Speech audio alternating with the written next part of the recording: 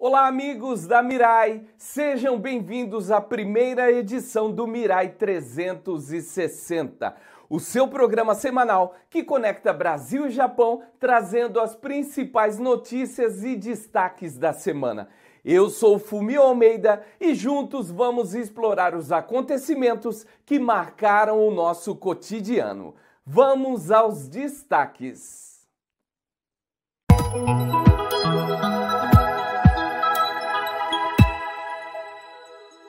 No dia 24 de março, o Japão lançou um novo comando para as forças de autodefesa, visando integrar melhor as operações terrestres, marítimas e aéreas. Essa mudança busca aprimorar a coordenação com as forças militares dos Estados Unidos em meio a tensões regionais.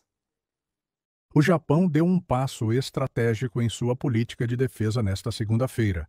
Foi inaugurado em Tóquio o novo Comando de Operações Conjuntas das Forças de Autodefesa, uma reestruturação significativa que busca integrar de forma mais eficaz os setores terrestre, marítimo e aéreo do país. Com cerca de 240 membros e liderado pelo general Kenichiro Nagumo, o comando tem como missão centralizar as decisões operacionais, agilizar respostas a emergências, a coordenação com as forças dos Estados Unidos, especialmente em meio a crescentes tensões no leste asiático envolvendo Taiwan. O ministro da Defesa, Gen Nakatani, destacou durante a cerimônia de inauguração que o Japão enfrenta o cenário de segurança mais severo e complexo desde o pós-guerra. A criação do novo comando visa justamente reforçar a prontidão diante das ameaças crescentes de países vizinhos, como a China e a Coreia do Norte. Antes da mudança, as operações conjuntas estavam sob responsabilidade do chefe do Estado-Maior, que também atuava como conselheiro direto do ministro. A sobrecarga da função ficou evidente durante o desastre de 2011, que envolveu terremoto, tsunami e crise nuclear.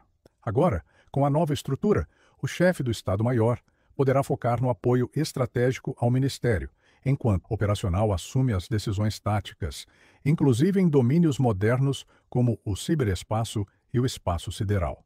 Em paralelo, os Estados Unidos também anunciaram a reestruturação de suas forças no Japão, reforçando ainda mais a aliança entre os dois países frente a possíveis conflitos na região. Mas, apesar dos avanços, cresce o debate interno no Japão sobre os limites dessa aliança, especialmente em caso de crise envolvendo Taiwan.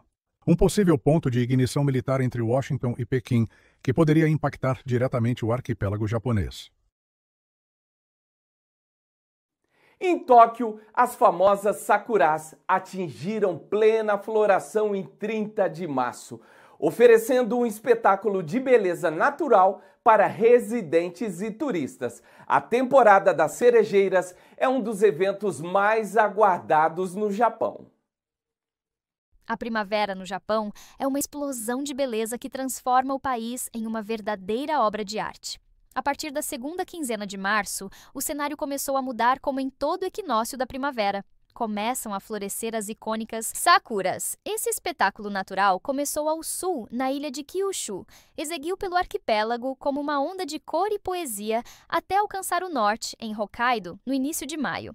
Milhares de japoneses e turistas acompanham com expectativa o Frente da Florada. Entre as variedades, a Somei Yoshino reina absoluta com suas pétalas rosa claro, formando túneis floridos que parecem saídos de um sonho. Já as Shidarizakura, as cerejeiras choronas, encantam com seus galhos pendentes, emoldurando espelhos d'água e trilhas nos templos. Em 2025, a previsão aponta floradas mais precoces em grande parte do país. A capital Tóquio foi a primeira. Abriram por volta de 24 de março, enquanto cidades como Fukuoka, Hiroshima, Osaka e Kanazawa seguiram com floração entre os dias 23 e 29 de março. Em abril, o centro e o norte do Japão assumem o protagonismo. A cidade de Nagano, por exemplo, verá o florescer em 7 de abril, enquanto Aomori deverá receber as primeiras pétalas em 17 de abril. Hokkaido, ao extremo norte, fecha a temporada com floradas previstas para 24 de abril em Sapporo e 10 de maio em Kushiro.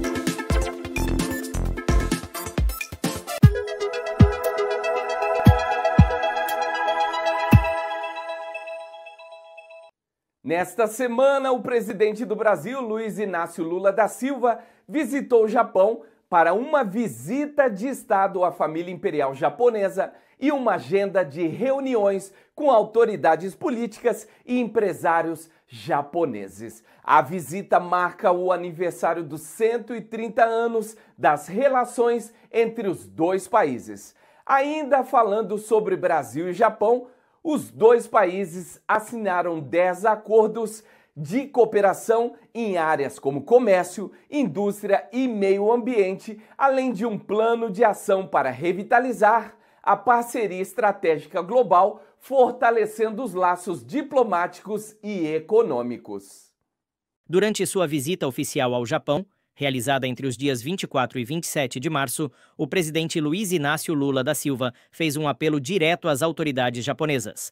Engajamento firme e efetivo na COP30, que acontecerá em novembro de 2025, em Belém do Pará. O pedido foi feito durante um jantar oferecido pelo imperador Naruhito e a imperatriz Masako, no Palácio Imperial, em Tóquio. Em um discurso que destacou os laços históricos entre os dois países, Lula reforçou o compromisso do Brasil com o desenvolvimento sustentável e destacou a importância de uma atuação conjunta no combate às mudanças climáticas. Com status de parceria estratégica global desde 2014, Brasil e Japão vêm aprofundando a cooperação em temas ambientais. Lula também celebrou os 130 anos das relações diplomáticas entre as duas nações, exaltando a contribuição japonesa para a cultura, economia e sociedade brasileira.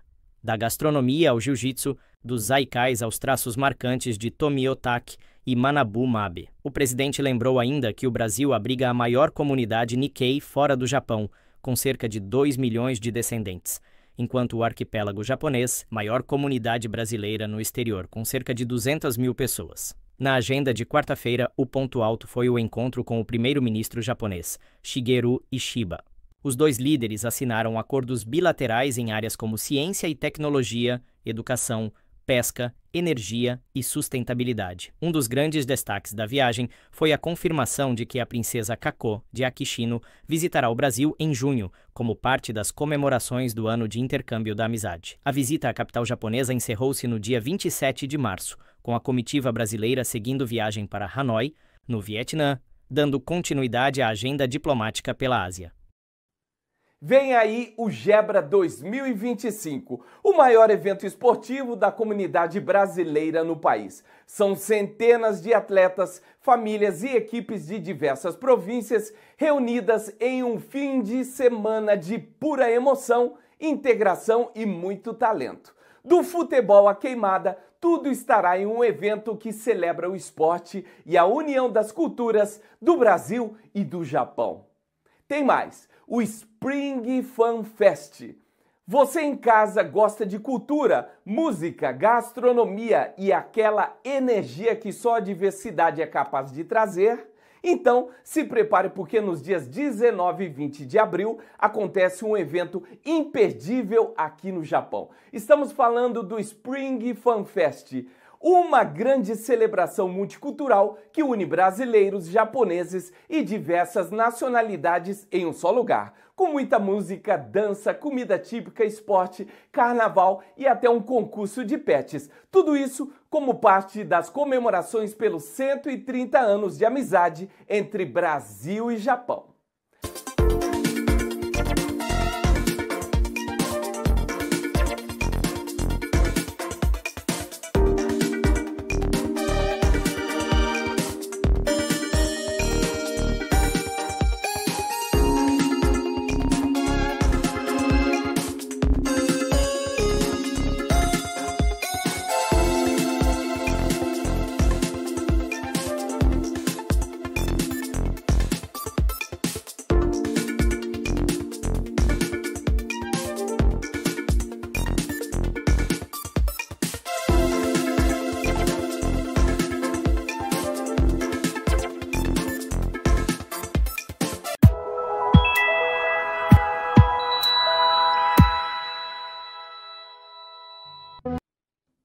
Agora vamos falar de esporte. A Rádio Mirai transmitiu na tarde japonesa deste domingo a partida da seleção feminina. O narrador Carlos Xavier conta os detalhes de como foi a partida. Meu comentário em cima do jogo é que o Japão, ele sabe atacar quando precisa, porém perde muitas chances mesmo. Primeiro tempo de partida foi bastante apagado por parte do Japão, tanto que quase a gente não viu praticamente nada do lado japonês. Do lado colombiano a gente viu pouco, porém esse pouco rendeu, que saiu o gol das cafeteiras, o gol da Carla Torres de cabeça. E no segundo tempo, aí sim que a coisa descambou de vez, porque o Japão começou a chegar, fez muitas chances, teve muitas chances de gol. Manaka Matsukubo foi deixada na cara da goleira umas 10 vezes, pelo que a gente contou na transmissão. Uma dessas bolas foi na trave, o resto ou a goleira, a Tapia, pegava, ou essa bola ia para fora, principalmente por conta que a Tapia, ela estava assim, pegando até pensamento, pegando tudo, a goleira colombiana. Então agora é juntar os cacos. Esse empate da seleção japonesa tem sabor de derrota pro Nils Nielsen, que vai ter que ajustar bem a sua seleção para a Copa do ano de 2027 aqui no Brasil. Carlos Xavier para o Mirai 360. A 9ª rodada do campeonato japonês encerrou também nesta noite. Matheus Braga, comentarista da Mirai e colunista da J-League Insider, nos traz os resultados e seus comentários.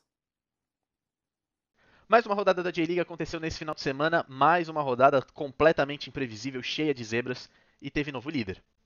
A rodada começa no sábado, com um empate em 0-0 entre o Yokohama Marinos e o Tóquio Verde. O Marinos segue na 19ª colocação, na vice-lanterna da competição. E o treinador inglês Steve Holland segue completamente pressionado, ainda mais no mês de abril, que no final do mês está separado para as finais da FC Champions League Elite, e o tricolor de Kanagawa vai pegar justamente o Al Nassr de Cristiano Ronaldo. A rodada seguiu no domingo e o Fadiano Okayama, que recebeu o Tóquio Verde, garantiu mais uma vitória, um excelente começo para a equipe que veio da segunda divisão. 1-0 também foi o placar entre Albirex Niigata e Vissel Kobe. O Albirex venceu, segue na lanterna da competição, mas conseguiu despachar os atuais bicampeões. O jogo foi realizado no Estádio Nacional de Tóquio e o Vissel Kobe mais uma vez contou com muitos desfalques. Esse começo de campeonato da equipe de Hyogo está sendo muito afetado pelos vários jogadores no departamento médico. 0 também foi o placar entre a Avispa Fukuoka e Urawa Reds. O time de Saitama perdeu mais uma e o Maciej Scorza segue bastante pressionado. Por algum motivo, esse grande elenco que está sendo montado para o Mundial de Clubes não está conseguindo render. E você pode acompanhar um pouco mais disso num texto que a gente publicou lá no portal Mirai. Outro resultado de 1-0 é o Kashiwa Reysol, que venceu mais uma. Venceu o Gamba Osaka dentro da sua casa. O começo de temporada da equipe, agora dirigida pelo espanhol Ricardo Rodrigues, vai sendo muito bom. Será que dessa vez o Kashiwa não vai pipocar no final do ano e vai conseguir uma vaga para as competições asiáticas? O Yokohama FC recebeu o Shimizu S-Pulse no seu estádio e venceu por 2-0. Esse resultado foi muito importante, porque a equipe de Kanagawa estava na zona do rebaixamento, e com essa vitória saiu do Z3, jogando o Nagoya Grampus de volta à zona dos desesperados. A equipe de Aichi, por sua vez, foi visitar o Shonan Bellmare em Hiratsuka e saiu de lá com a derrota. Mais uma boa vitória e mais uma boa atuação para o Bellmare, que vinha de 3 partidas sem vitória. Depois das 3 vitórias seguidas no começo do campeonato e da liderança nas 3 primeiras rodadas, o Bellmare agora volta a vencer e espera reencontrar a boa fase para continuar crescendo no campeonato. O Yokohama FC recebeu o Shimizu S-Pulse no seu estádio e venceu por 2-0. Esse resultado foi muito importante, porque a equipe de Kanagawa estava na zona do rebaixamento. 2-1 também foi o placar de Sanfrecce Hiroshima e Cereço Osaka. As flechas voltaram a vencer, e voltaram a vencer com uma boa atuação do sistema defensivo no ataque. Os gols foram do Naoto Arai e do Hayato Araki. A equipe do Cereço Osaka ainda está dependendo demais dos brasileiros. O gol deles foi marcado pelo Lucas Fernandes. Mais uma atuação que bota pressão em cima do australiano Arthur Papas. E do outro lado, o Michael Skibbe coloca o Sanfrecce Hiroshima coladinho nos líderes. Por falar em líderes, o Kawasaki Frontale empatou com o novo líder, com o Matida Zelvia, 2-2.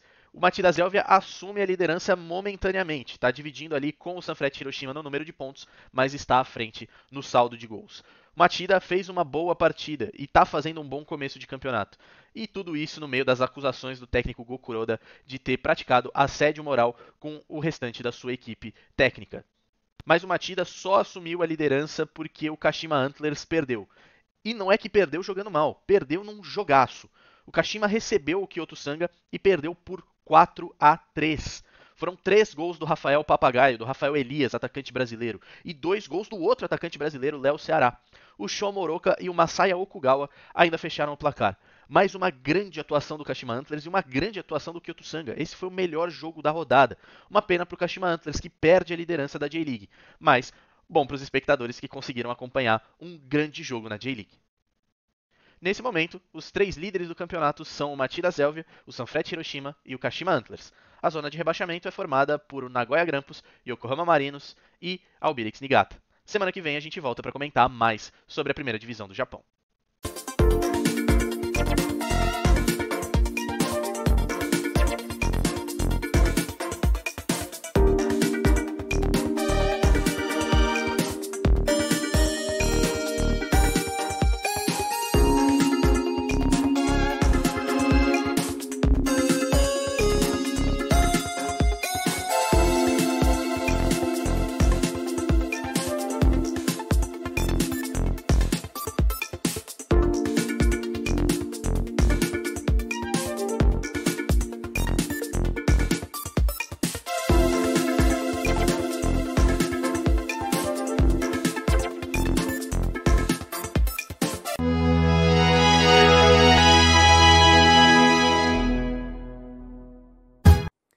Ontem no Brasil ocorreu a oficina de origami. A iniciativa, ministrada por Ludmila Magalhães, mostrou suas grandes criatividades ao público em Guará, no Distrito Federal.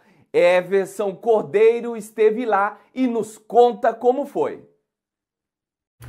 Aqui para todos que acompanham a Web TV Mirai, olha só a quantidade de gente que está esperando para poder fazer a oficina de origami com a Lu Tsuru. E gente de todas as idades, jovens, adultos, pessoas da terceira idade, para aproveitar esse evento aqui que celebra aqui no Guará, no Distrito Federal, os 130 anos de amizade entre Brasil e Japão, a gastronomia japonesa e o artesanato aqui em Brasília. Celebrando o Dia do Artesão e os 130 anos de amizade Brasil-Japão, aconteceu no último final de semana a oficina especial de origami com direito à gastronomia brasileira e japonesa. O evento foi realizado na Feira do Guará, região administrativa de Brasília, e foi organizado por Ludmila Tsuru. Praticar uma arte que é tradicional japonesa, feita por uma brasileira, e misturar essa gastronomia. Um lanche da tarde brasileiro com sobremesas japonesas. Então, eu sou a Ludmila, Lu Tsuru Origami, eu sou uma brasiliense, moradora aqui do Guará, não tenho nenhuma descendência familiar com a cultura japonesa, mas afetivamente eu acho que meu coração é um pedacinho Japão, um pedacinho Brasil. Então hoje eu trabalho só com a Lu Tsuru Origami, sou MEI e sou artesã cadastrada pela Secretaria de Turismo, e essa loja aqui de artesanato, ela tem essa proposta de reunir artesãos para apresentar o seu trabalho. Como esse ano a gente está celebrando 130 anos de amizade Brasil-Japão, então eu resolvi fazer essa mistura para celebrar. Então a gente tem aqui hoje uma não descendente que faz origami. Eu fiz o convite para 2 empreendedoras aqui do Guará, a Margarete Bom Tempo, que é da Padaria 5 Estrelas, que é uma rede de padarias muito tradicional e que começou aqui no Guará, e chamei a Rosa Takematsu, que é a matriarca também da rede Rosa Takematsu, de restaurantes japoneses, que tem um restaurante Donburi aqui no Guará também. Especialista em origami, grandes e pequenos, Ludmila conta como se tornou Lu Tsuru, uma das batalhadoras para a arte japonesa ter sido reconhecida nacionalmente como artesanato. Minha história com o origami começou em 2008, quando eu tive o primeiro contato com o Templo Shinbudista de Brasília, aqui na 315 Sul. Era um momento que eu estava com muitas dificuldades na minha vida, enfim, e aí lá conversando com o monge Sato, ele me pediu como que eu poderia ajudar naquela tradicional quermesse que acontece há mais de 50 anos em agosto no templo. E como eu não conhecia nada da cultura japonesa, tampouco do budismo, a única coisa que me passou pela cabeça para poder respondê-lo eu falei, eu sei dobrar aquele passarinho, monge, o tsuru. E aí ele falou, ótimo, Ludmila, então você vai vir aqui dobrar origami, fazer uma oficina de origami e vai participar da quermesse com a gente. Eu falei, monge, mas eu só sei fazer esse passarinho. Ele falou, Lu, você vai ajudar com o que você souber fazer. Aí eu topei o convite, fiz a oficina com o tsuru. O ano era 2008, era um ano muito importante novamente para a comunidade japonesa, porque estava celebrando 100 anos da imigração japonesa no Brasil. Foi um sucesso a decoração com os tsurus na quermesse. A partir de lá eu comecei a receber vários pedidos e aí as pessoas falavam, você sabe fazer a Nossa Senhora de origami? Você sabe fazer aquele origami? Eu falava, sei, não sabia, eles falavam que sabia. E aí comecei a estudar, enfim, a praticar, estudar, conhecer pessoas, comprar livros. E o origami foi tomando uma proporção na minha vida, uma identidade da minha vida mesmo. A ponto de complementar a minha renda quando eu sou psicóloga e trabalhava em RH de grandes empresas. Há 5 anos, quando eu saí do meu último emprego, eu supervisionava uma grande rede de hospitais aqui no Distrito Federal. Aí a minha filha, que criou o meu nome, Lu, a primeira sílaba do meu nome, e tsuru, porque a história minha com o origami, e com a minha história aí de origami, a gente achou esse nome sonoro, e aí ficou Lu Tsuru. Então hoje, quando eu saí desse último emprego, faz 5 anos que eu trabalho só com a Lu Tsuru. Essa marca já está registrada e hoje eu sou a Lu Tsuru Origami. E eu também participei da oficina de origami e com a ajuda da Lu consegui fazer meu primeiro tsuru e adorei a exposição de artesanato e de tsurus. O evento gratuito de cultura japonesa contou com o apoio da Secretaria de Turismo de Brasília e da Rede Nikkei Brasil. A REM Brasil é uma rede de empreendedorismo Nikkei que tem há 3 anos. Eu sou uma das primeiras convidadas não descendentes a ser associada da REM Brasil pelo meu trabalho com origami. Eu também fico super orgulhosa e a rede hoje é uma grande rede de apoio, de divulgação e de network. Foi ela que me favoreceu, por exemplo, estar tão próximo e conhecer tão de perto toda a família da Rosa Takematsu e a rede de restaurantes. Então ela, na divulgação, na promoção, no incentivo, no apoio da capacitação, a REM Brasil é fundamental e eu também sou muito orgulhosa de ser REM Brasil. Everson Cordeiro, de Guará, no Brasil, para o Mirai 360. Agora, uma notícia triste. Um jogador brasileiro que fez história em clube japonês morreu na última terça aos 41 anos. Leandro Domingues teve passagens por vários clubes, mas foi aqui no Japão onde ele fez história.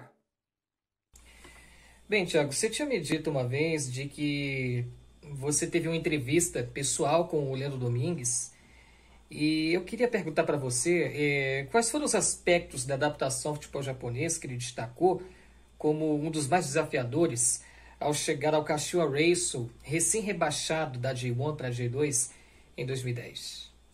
Bem, eu encontrei o Leandro Domingues em 2013, aqui em São Paulo, já faz bastante tempo.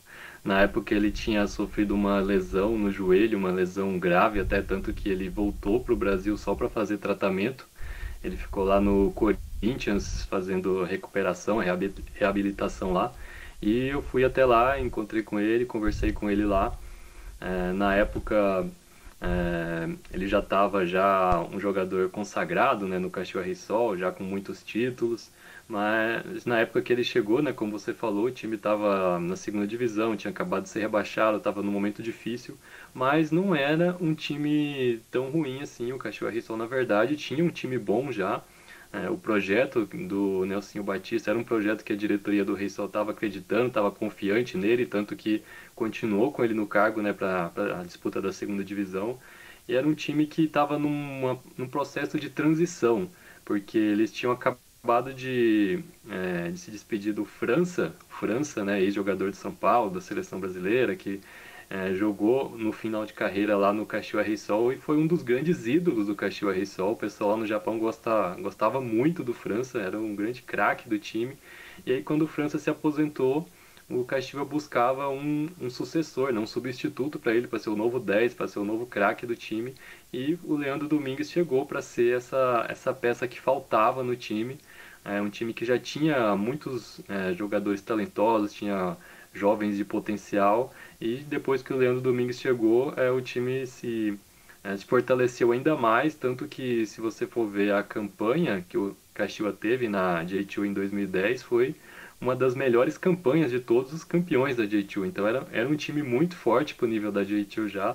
Tanto que no ano seguinte foi campeão da J1, né? Até lembro de ver alguns comentários de torcedores rivais do Rei Sol, né, na época, falando que era trapaça você ter um jogador do nível do Leandro Domingues jogando na J2, tanto que no ano seguinte ele foi MVP da J1, né? Então era um jogador realmente que estava num nível, num patamar diferente. Vale ressaltar que apesar da história toda dele ter sido feita no Rei Sol, ele passou por clubes como Nagoya Grampus e o próprio Yokohama, né, como o Elias Falas costuma falar. Como ele comparou essas experiências com um período de sucesso em Chiba? Acho que ele fica como um grande exemplo e também uma grande inspiração, porque ele participou do grande momento da história do Kashiwa Reysol, né, o que eles chamam lá de a geração de ouro do clube. Então, o momento mais vitorioso da história do clube, porque antes dele chegar no Reysol, o time não tinha quase nenhum título. Acho que o único título que eles tinham era uma Copa da Liga lá em 99. E aí, de repente, começou a ganhar vários campeonatos. Ganhou J2, ganhou J1, ganhou Copa do Imperador, ganhou Copa da Liga, ganhou Supercopa. Ficou faltando só a ACL.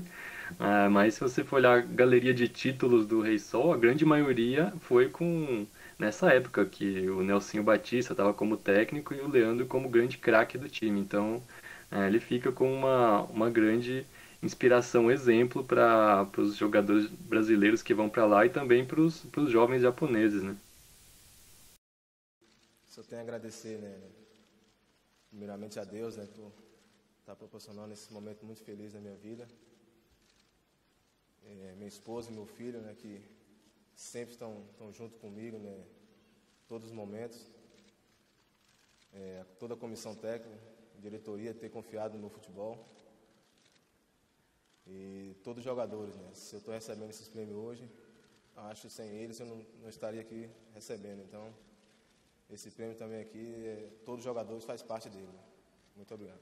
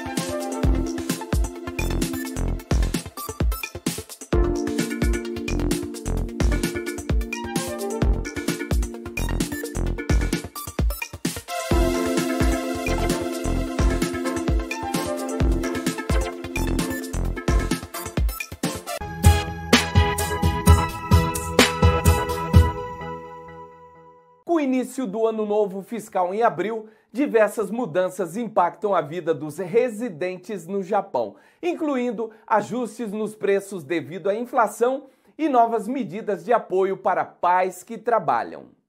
O mês de abril chegou e a indústria japonesa deu um passo para trás no mês anterior. A atividade nas fábricas do país caiu no ritmo mais acelerado em um ano, segundo uma pesquisa do setor privado.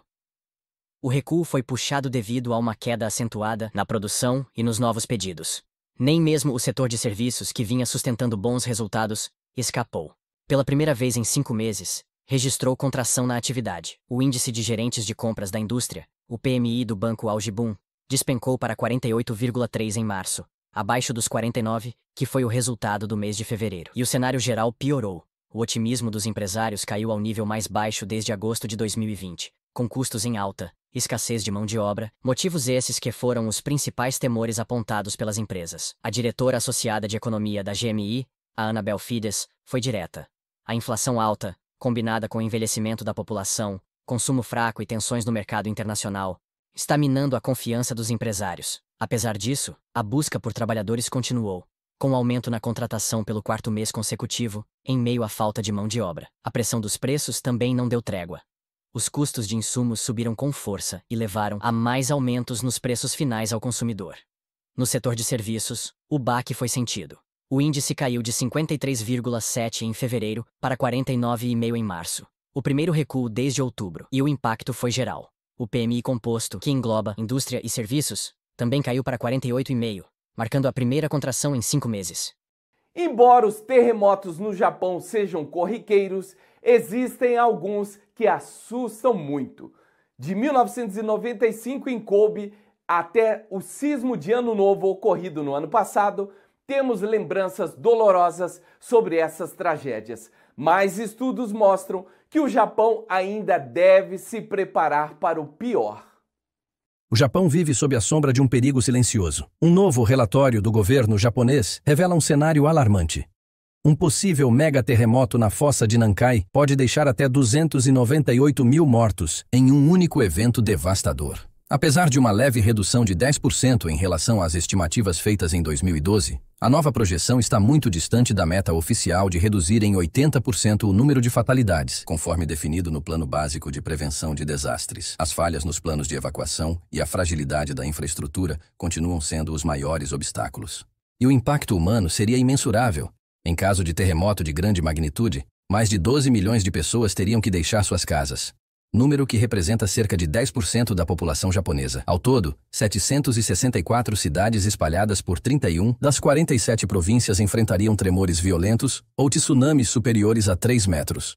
O relatório destaca que 215 mil mortes poderiam ser causadas por tsunami caso apenas 20% da população evacuasse a tempo. Se esse índice subir para 70%, o número de vítimas cairia para 94 mil, uma diferença de milhares de vidas salvas. A destruição também seria generalizada. 2,35 milhões de edifícios estariam sob risco de colapso total. Pela primeira vez, o estudo inclui mortes indiretas, entre 26 mil e 52 mil, causadas por doenças ou agravamento de quadros médicos em abrigos improvisados. O pior cenário previsto seria um terremoto de magnitude 9, ocorrido em uma noite de inverno, atingindo principalmente a região de Tokai.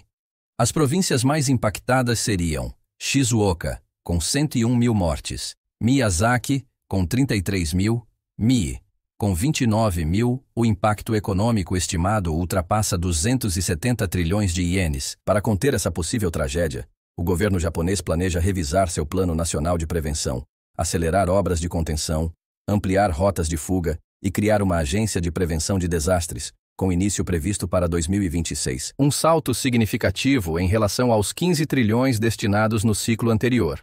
O primeiro-ministro Shigeru Ishiba reforçou a urgência dessas medidas dizendo: é essencial avançar continuamente para reduzir os danos e responder à preocupação da população com a infraestrutura envelhecida. A ameaça é real e já mostra sinais de urgência. Em Yashio, na província de Saitama, o afundamento de uma estrada engoliu um caminhão após o colapso de tubulações. Na península de Noto, o terremoto de Ano Novo em 2024 deixou milhares sem acesso à água potável por semanas. Para mitigar os riscos, o governo quer reforçar redes de água e esgoto, ampliando de 15% para 34% as estruturas resistentes a terremotos. Mas o desafio é imenso. Algumas obras podem levar mais de 50 anos.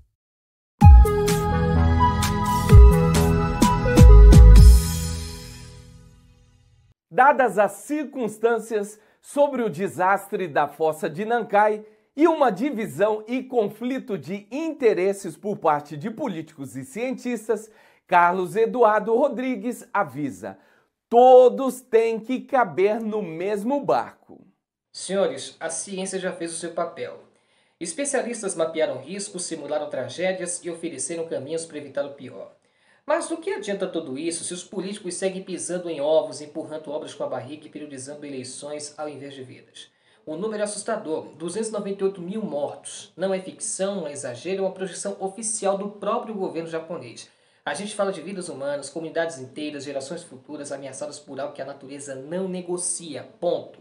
Um terremoto não avisa quando chega. E mesmo diante disso, há quem ainda prefira discutir orçamento, cargos e cronogramas.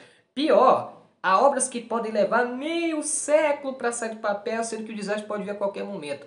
Senhores, é preciso urgência e unidade. Senhores políticos, se você tiver algum tradutor aí, traduz isso aí. Não é hora de disputa entre ministérios, partidos ou interesses de empreiteira. É hora de colocar a população no centro da decisão.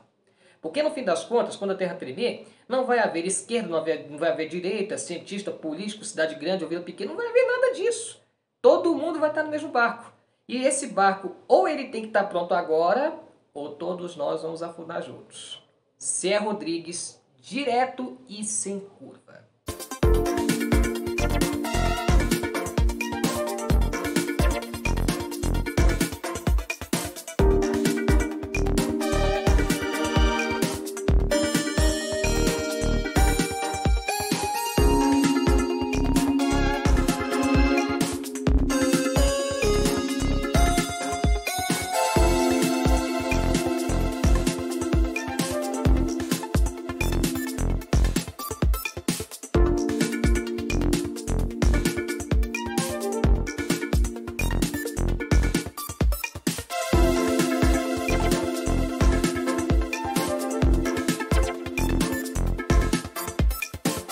E assim foi o primeiro Mirai 360. Muito obrigado pela sua audiência e sua companhia. Você pode assistir ao noticiário completo no nosso canal no YouTube e no Facebook. Outras informações no portal mirai.com. Obrigado pela audiência e até domingo que vem.